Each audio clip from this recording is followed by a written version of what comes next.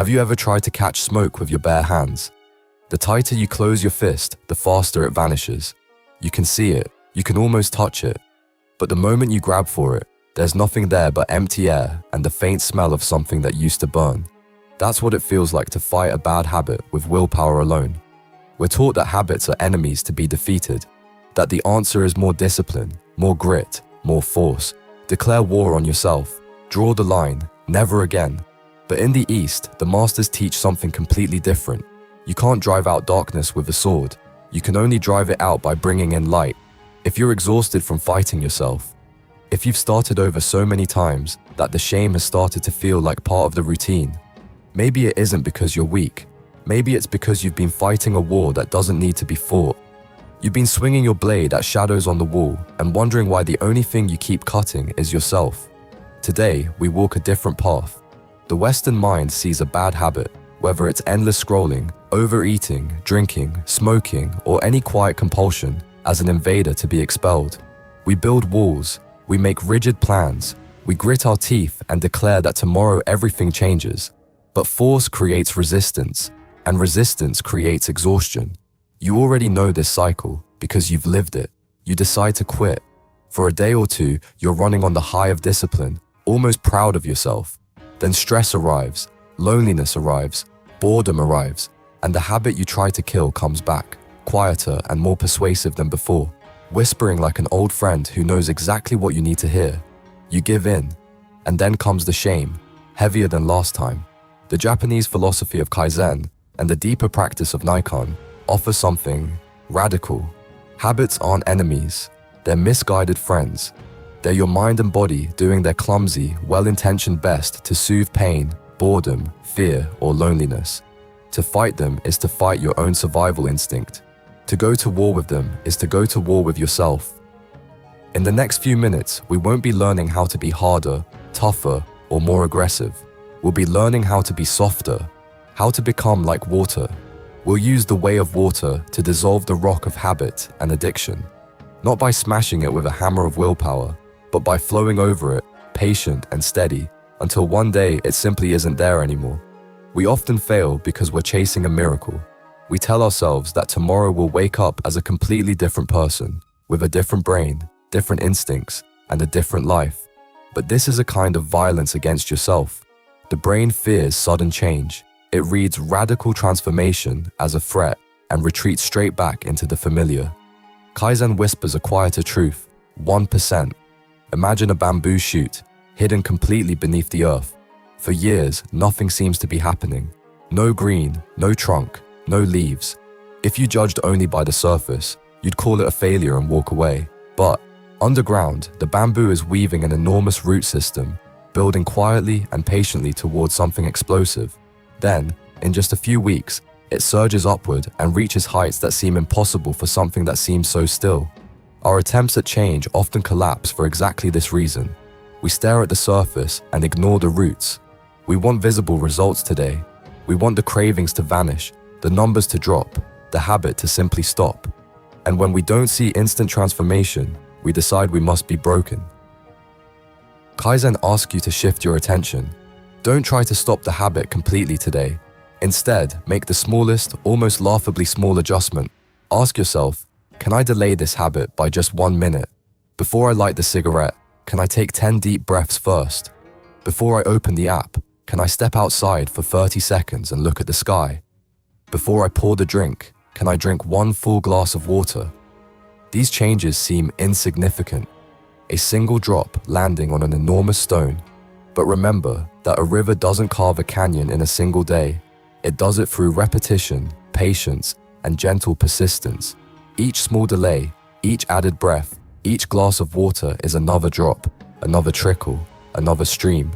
Over time, the rock has no choice but to yield. You don't need to be a hero. You don't need to be a warrior. You only need to be the water, soft, humble, and completely committed to returning again and again. But what's actually driving the river of our habits? Why do we keep reaching for the same things, even when we know they're hurting us? The answer lives in the empty cup. We cling to habits because there's a void, a vague, restless emptiness, stress, fear, sorrow.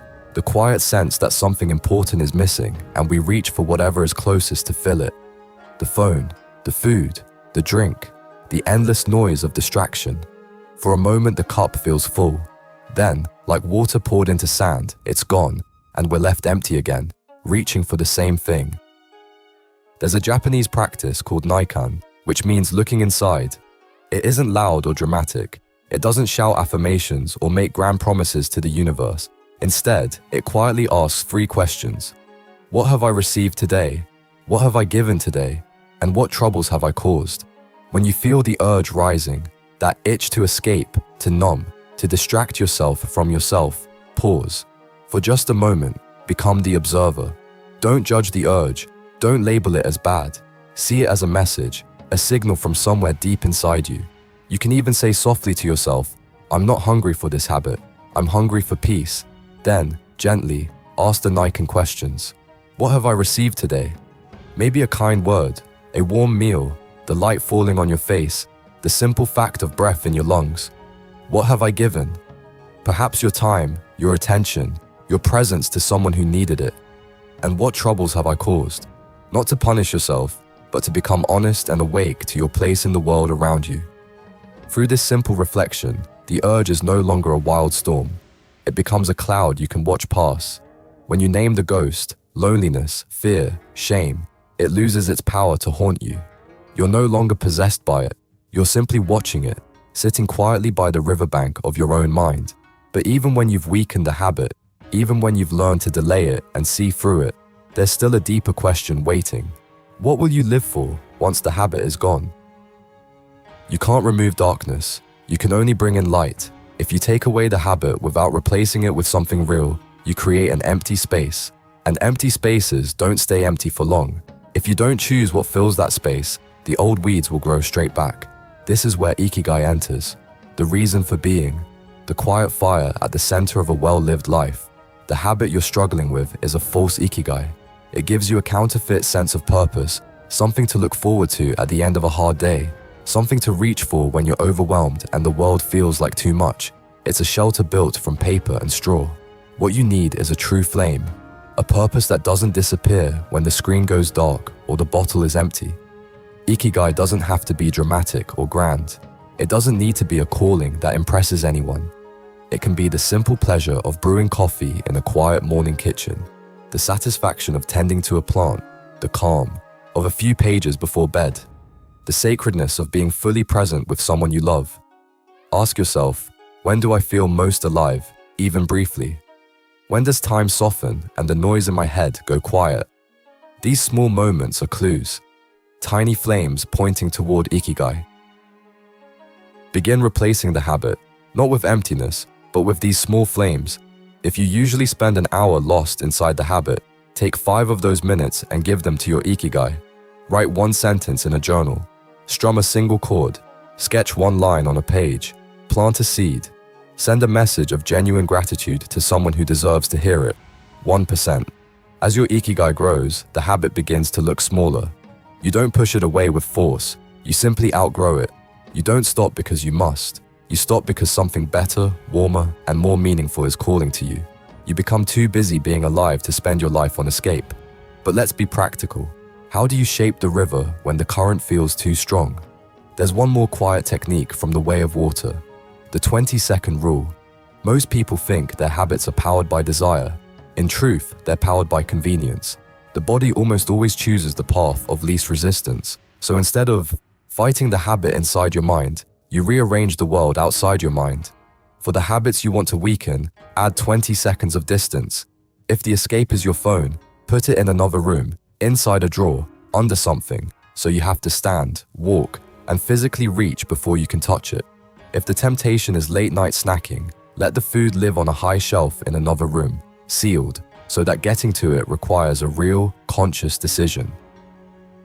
Those extra seconds aren't just time, they're awareness. In those 20 seconds, you remember who you are and what you actually want your life to look like. For the habits you want to build, do the opposite. Remove 20 seconds of friction. If your Ikigai is reading, leave the book open on your pillow.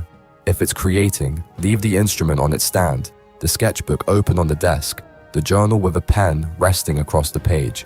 When goodness is closer than escape, the river of your nature begins to flow in a new direction. You're not forcing yourself to change.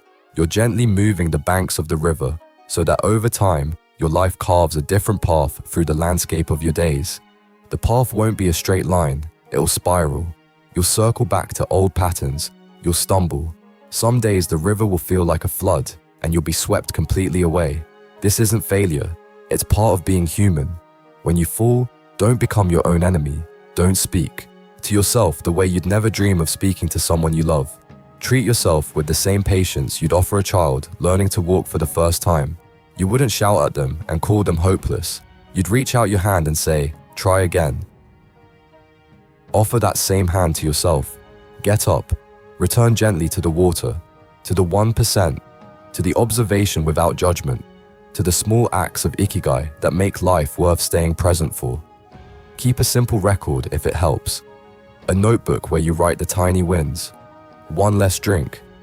One delayed impulse. One moment of honest reflection. 1 minute spent on something that genuinely matters to you. These aren't small things, they are the roots of the bamboo. The rock believes it's strong because it's hard and unmovable, but the water knows the secret. It understands that patience is its own kind of power. In the end, the rock cracks, the stone erodes, the mountain yields, only the water remains. Be the water. Until next time, flow.